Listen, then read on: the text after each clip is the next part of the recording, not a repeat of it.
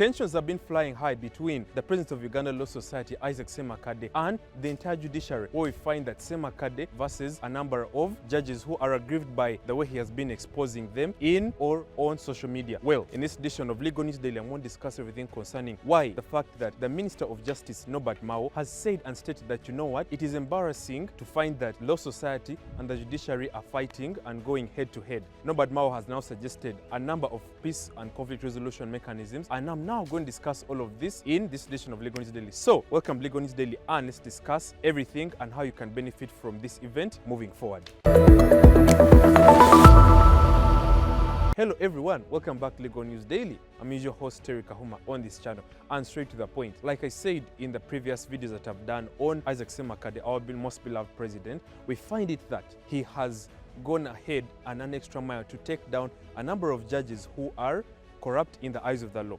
We find that Isaac Ssemakade has now taken it upon himself to make sure that justice is now brought back in the eyes of the law and in the judiciary. Isaac Ssemakade was now found guilty by Musa Sekana, who has been a long-standing rival of Isaac Ssemakade, and now sentenced Isaac Ssemakade to 2 years in prison for contempt of court.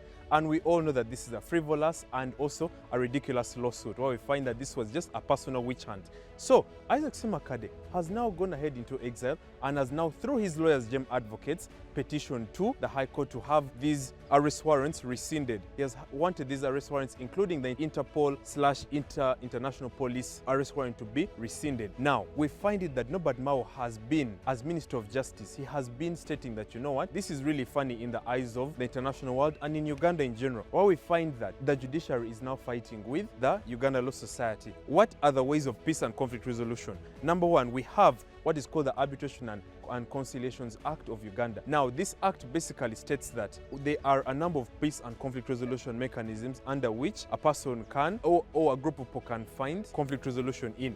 Now, what are the ways of conflict resolution? Number one, we have arbitration. I've stated arbitration and what it is in terms of alternative dispute resolution.